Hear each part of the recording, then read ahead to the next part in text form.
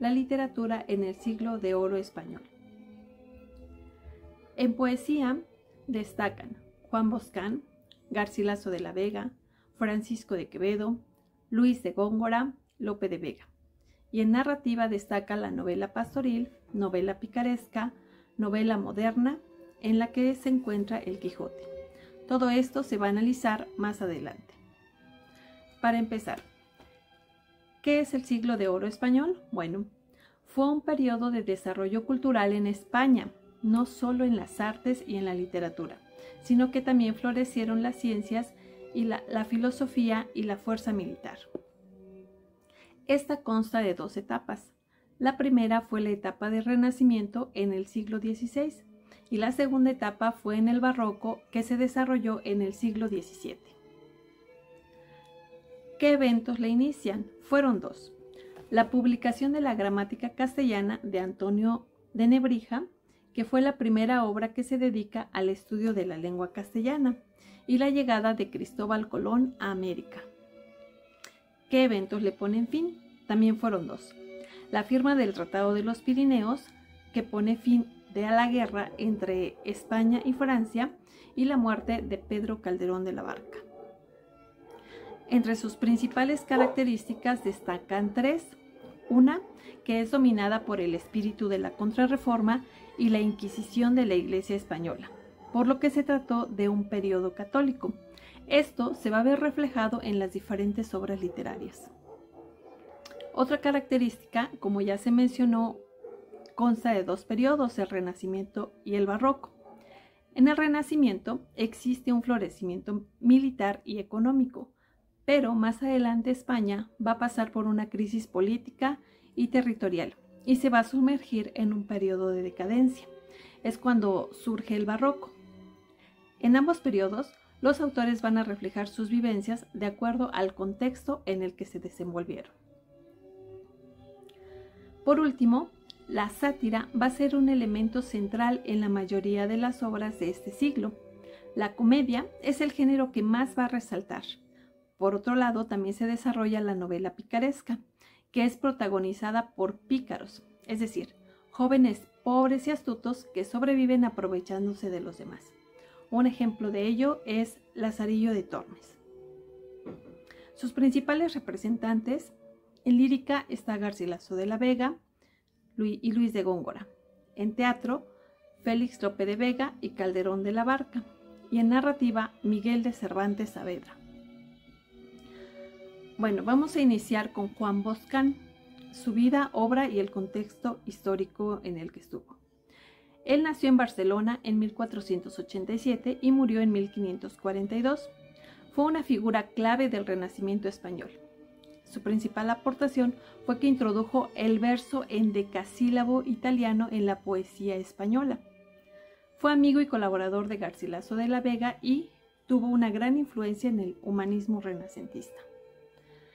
¿Qué innovaciones poéticas tuvo? Bueno, introdujo el verso endecasílabo y el soneto a la poesía española.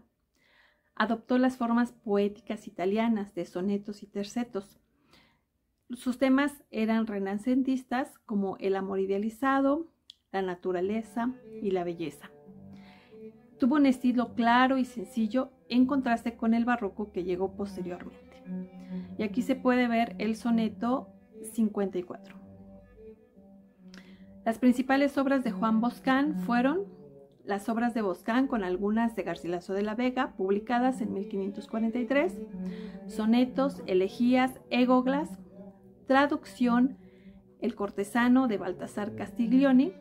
Su obra marcó un cambio en la poesía española, abriendo el camino para el siglo de oro español. Y aquí está el soneto 54, a tanto ya que mi desdichadura. Este soneto pues consta de 14 versos, 2 cuartetos y 2 tercetos que se ven aquí. Pasamos con Garcilaso de la Vega, su vida y obra literaria. Él nació en Toledo en 1501 y murió en 1553.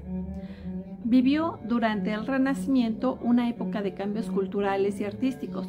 Sirvió como militar y cortesano al emperador Carlos V. tuvo influencias del humanismo renacentista. Las características de su obra. Él tuvo un estilo refinado, muy marcado por la influencia de Petrarca y la poesía italiana. También tuvo uso del endecasílabo y del soneto, que era lo más novedoso en su tiempo. Sus temas recurrentes fueron el amor, la naturaleza, la melancolía y la mitología clásica. Hubo una simbiosis entre la traducción española y el influjo italiano. Sus principales obras, las églogas, poesía bucólica con pastores idealizados. Destacan la primera y la tercera. Sonetos. Fueron innovadores en el uso del soneto italiano, marcados por temática amorosa. Ejemplos de esto fue Soneto 23, En tanto que de Rosa y La Azucena. Canciones y elegías. Tratamiento del tema amoroso con tono melancólico. Sus innovaciones literarias. Introducción en el soneto italiano en la poesía española. Adaptación de la métrica italiana como el endecasílabo y la octava real. Fusión del tema amoroso petrarquista con elementos de la tradición española. Sus principales influencias, como ya habíamos mencionado, fue Petrarca, fue influenciado en su obra amorosa. Virgilio y Horacio fueron inspiración en temas bucólicos y clásicos, y Dante lo influenció en un tono melancólico y reflexivo de su poesía. Legado y relevancia. Fue una figura clave en el desarrollo de la lírica española. Su poesía sentó las bases de autores del Siglo de Oro como Góngora y Quevedo, que se van a analizar más adelante, y su influencia pues fue muy perdurable en la poesía amorosa y bucólica de la literatura en español. Esta es la que es considerada una de las más importantes obras de Garcilaso, que es Égloga I. En esta es una pieza que destaca por su belleza lírica y su fusión de elementos clásicos y renacentistas. Temas como el amor, la naturaleza idealizada y la melancolía. En esta obra, Garcilaso expresa el dolor amoroso a través de dos pastores, Salicio y Nemeroso, quienes lamentan sus penas amorosas en un entorno bucólico.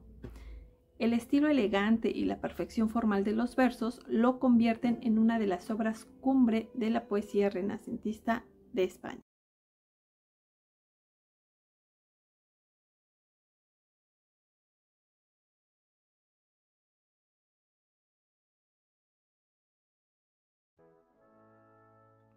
Félix Lope de Vega nació en Madrid el 25 de noviembre de 1562 y muere en Madrid el 27 de agosto de 1635. Fue uno de los poetas y dramaturgos más importantes del Siglo de Oro español y por la extensión de su obra uno de los autores más prolíficos de la literatura universal.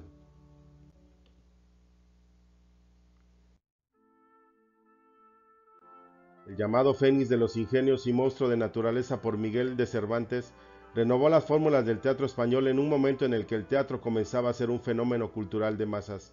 Máximo exponente junto a Tirso de Molina y Calderón de la Barca del teatro barroco español, fue también uno de los grandes líricos de la lengua castellana y autor de varias novelas y obras narrativas largas en prosa y en verso.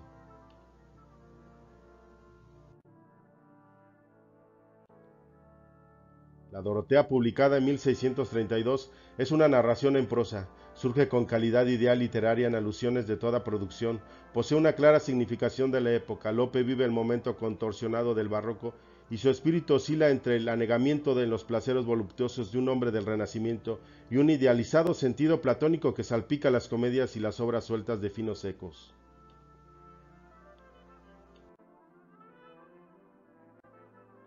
Entre aventuras que no se elevan de lo vulgar surge un amante que deja intensa señal en el hombre y el escritor, Micaela de Luján Lucinda, a la que dedicó gran parte de las rimas humanas y pasajes del Peregrino, la Angélica y la Jerusalén.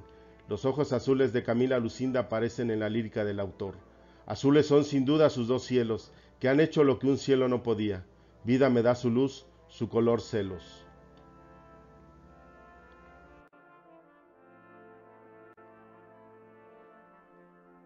El huerto deshecho que canta Lope, transitado de dolor, es un eco de todas las aflicciones que vivió. ¿Qué es esto, huertecillo? ¿Qué fortuna tan áspera te aflige? Huerto desde la ribera para siempre se fue. ¡Qué infausto día! la dulce primavera que con tu hermoso pie te florecía, a mí me daba vida y a ti te daba flores.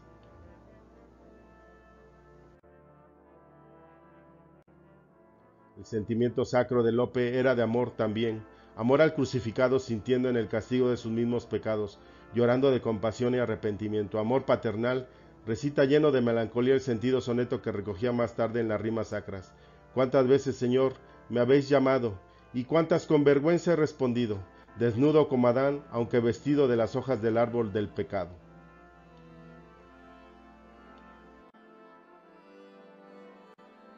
Las poesías sacras más inflamadas de fervor nos ofrecen este dramático aspecto del pecador arrepentido que siente a Jesús llamando a su puerta y se duele de no acudir a su llamada.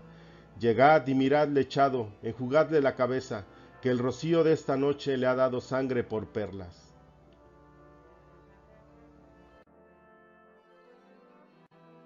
Respecto a la técnica del culteranismo, es interesante la posición de Lope. Es un férreo adversario de Góngora. Continuamente se encuentran en su obra sátiras de los excesos culteranos y parodias grotescas de sus versos. Su retórica estaba cerca de la riqueza del léxico y sintaxis culterana.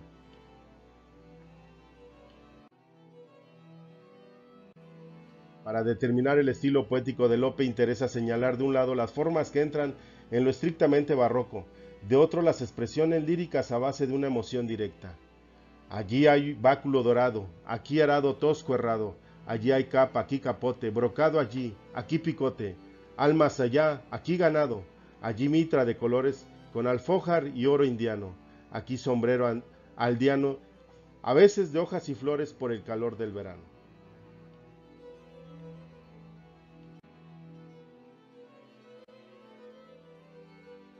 La lírica del Fénix, sin embargo, se encontraba su forma más pura al llegar a una expresión sin apenas artificio literario, la letra para cantar el soneto, y pueden en dos técnicas diversas ser ejemplos característicos. Yo dormiré en el polvo, y si mañana me buscare, Señor, será posible no hallar en el estado convenible para tu forma la materia humana. Imprime ahora, oh fuerza soberana, tus efectos en mí, que es imposible conservarse mi ser incorruptible, viento, polvo y esperanza vana. Bien sé que he de vestirme el póster día, otra vez estos huesos, y que verte mis ojos tienen ni la carne mía. Esta esperanza vive en mí tan fuerte que con ella no más tengo alegría en las tristes memorias de la muerte.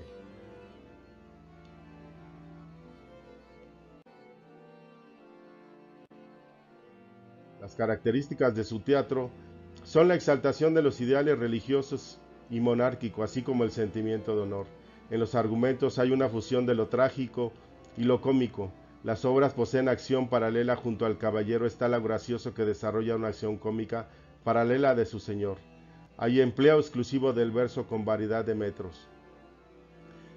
Entre su clasificación de las obras dramáticas se encuentran de asuntos religiosos, mitológicas y pastoriles, historias, comedias novelescas de costumbres, llamadas también de enredo de capa y espada, autos y piezas cortas.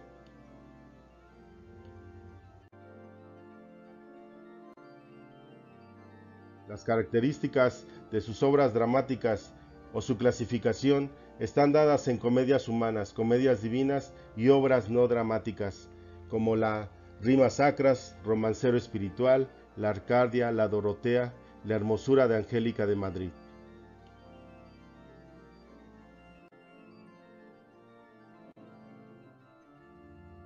Lope de Vega nos sumerge en un mundo donde el amor, el honor y la intriga se entrelazan de manera apasionante. A través de sus personajes, el dramaturgo explora los conflictos y las pasiones que mueven a los seres humanos, revelando la complejidad de la naturaleza humana. La obra trasciende su contexto histórico y sigue resonando en el lector contemporáneo, invitándonos a reflexionar sobre temas universales como el amor, la pérdida y la búsqueda de la felicidad. Con su estilo enérgico y su maestría en la construcción de tramas, Lope de Vega consolida su posición como uno de los grandes maestros del teatro español.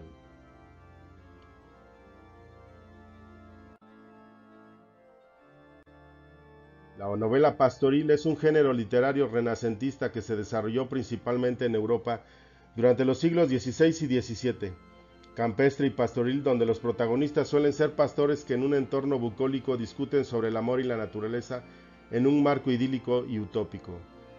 En su trama generalmente se centra en los problemas amorosos de los personajes, a quienes a pesar de ser pastores mantienen un lenguaje refinado y filosófico.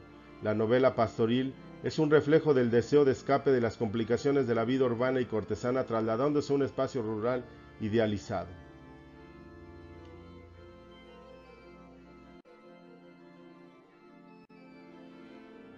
En su ambientación bucólica, los escenarios se desarrollan en paisajes campestres ideales donde la naturaleza es casi un personaje más. En la idealización del amor, este es el tema central, retratado como puro y a menudo cargado de sufrimientos por desamores y malentendidos. La simbología se da en la naturaleza y ésta se convierte en un reflejo de los sentimientos de los personajes, con ríos y montañas y prados que acompañan sus emociones. En su origen y desarrollo, el género tiene sus raíces en la poesía bucólica de autores antiguos como Teócrito y Virgilio.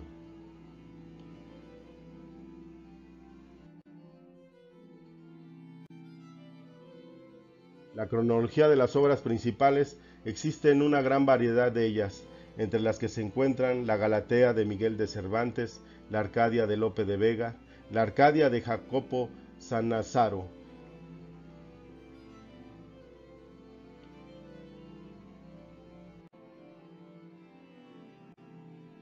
la decadencia del género se da en esta novela pastoril hacia finales del siglo XVII. Comenzó a declinar con la aparición de géneros más realistas como la novela picaresca y la novela de caballerías. La idealización de la vida rural dejaron de resonar con la audiencia y el género se volvió anticuado ante las nuevas corrientes literarias que buscaban representar la vida cotidiana de una manera más auténtica y menos idealizada.